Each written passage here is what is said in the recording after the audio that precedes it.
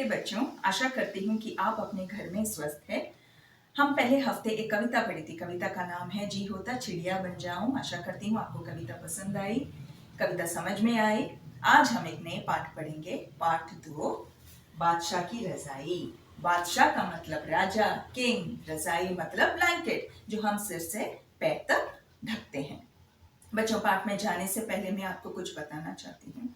अगर आपके दोस्त या सहपाठी या आपके कोई दूर रिश्तेदार कोई भी काम मेहनत से करते हो तो उनकी प्रशंसा करनी चाहिए, ना कि अनदेखा कर कर छोड़ देना नहीं चाहिए। वो बहुत बुरी आदत है, वो अच्छी आदत नहीं है। तो अब हम पाठ में जाएं। अकबर के दरबार में बीरबल विशेष सलाहकार थे। अन्य दरबारी इस पद को लेना चाहते थे। बादशाह अकबर यह जानते थे। एक दिन अकबर ने घोषणा की। राजा अकबर के दरबार में बहुत से दरबारियां और एक विशेष सलाहकार थे। सलाहकार का नाम है बीरबल। दरबारियों का मतलब है courtiers, a group of persons who attend as a commander or an advisor in the royal palace. They are meant as courtiers. सलाहकार मतलब कि सलाह या राय देने वाला। जब भी राजा को कोई सलाह या एडवाइस की जरूरत होती हो तो वो अपने विशेष सलाहकार से पूछकर राय दे देते हैं। इस तरह के अकबर के रॉयल पैलेस या अकबर के दरबार में अन्य दरबारियां भी थी और विशेष सलाहकार भी थे। अन्य दरबारियों के मन में एक सोच पैदा हुई। वो सोच थी कि वो भी बीरबल का स्थान लेना चाहते हैं और ये राजा समझ गए। एक दिन राजा ने घोषणा की। घोषणा मतलब अनाउंसमेंट। राजा ने बताया, और वो क्या अनाउंसमेंट थी, यह सुनकर सभी दरबारियों के मन में एक उत्सुकता पैदा हो गई थी, ये जानने के लिए कि वो घोषणा क्या करने वाले हैं। सबकी परीक्षा होगी, सबकी एग्जाम होगी, ज्ञान की जांच, एग्जामिनेशन। जो इस परीक्षा में सफल होगा, जो भी इस परीक्षा में जीत जाएगा, उसे बीरबल की जगह रख लिया जाएगा। जो भी इस परीक्षा में जीत पाएगा उन्हें बीरबल का स्थान दिया जाएगा, विशेष सलाहकार के रूप में। यह सुनकर सब खुश रह गए, एक दूसरे को देखने लगे और उनके मन में यह भी उत्सुकता पैदा हो गई थी कि वो परीक्षा क्या थी। और वो परीक्षा थी, इस रजाई से मुझे सिर से पैर तक ढक दो। राजा ने ये कहा कि राजा की छोटी रजाई से सिर से पैर तक ढकने के लिए कहा।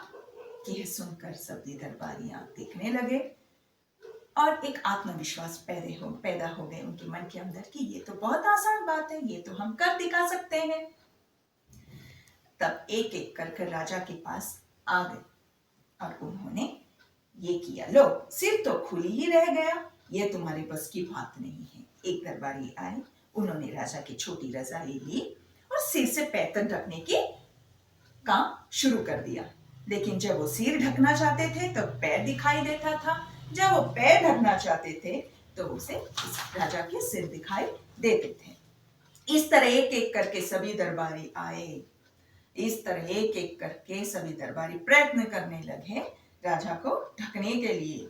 सबने अकबर को उस रजाई से सिर से पांव तक ढकने की कोशिश की। सफलता किसी को मिली, किसी को ना मिली। बीरबल भी वह खड़े थे। अकबर ने पूछा। इसी तरह एक एक दरबारी राजा के पास आकर उनकी छोटी रजाई से सिर से पैर तक ढकने की कोशिश की, लेकिन असफलता रहे। परीक्षा में वो जीत नहीं पाए। तब राजा ने बीरबल की ओर देखा और राजा ने बीरबल से क्या कहा, बीरबल, क्या तुम यह काम कर सकते हो? राजा ने कहा, बीरबल, अब ये तुम्हारी बारी है, क्या तुम ये काम कर दिखा सकते हो? जहां बना, बस आप अपने घुटने मोड़ दीजिए। बीरबल ने कहा, हाँ, मैं ये काम कर दिखाता हूँ, लेकिन आपको एक काम करनी पड़ेगी। वो काम क्या है? आप अपने घुटने मतलब कि नी को फोल्ड कर या घुटने को मोड़कर एक तरफ लेटिए। राजा ने वही किया जो बीरबल ने कहा। राजा ने अपने घुटने को मोड़कर एक तरफ लेट गए। और बीरबल ने क्या किया? बीरबल ने उस छोटी रजाई से राजा को सिर से पैर तक ढक दिया। जैसे राजा अपने घुटने को मोड़ दिया, When folded his knee made his posture into a small size and he lied down towards one side. Birbal ने छोटी रजाई से सिर से पैर तक ढक दिया। यह देखकर राजा इतने खुश हो गए और प्रशंसा की। ये कहा, वाह बीरबल, ये तो तुमने कर दिखाया। और बीरबल की तारीफ करने लगे।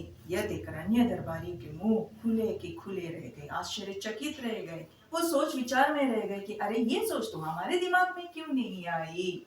और वे अपने स्थान से निकल पड़े। यही तो अंतर है बीरबल और अन्य दरबारियों के सोच में।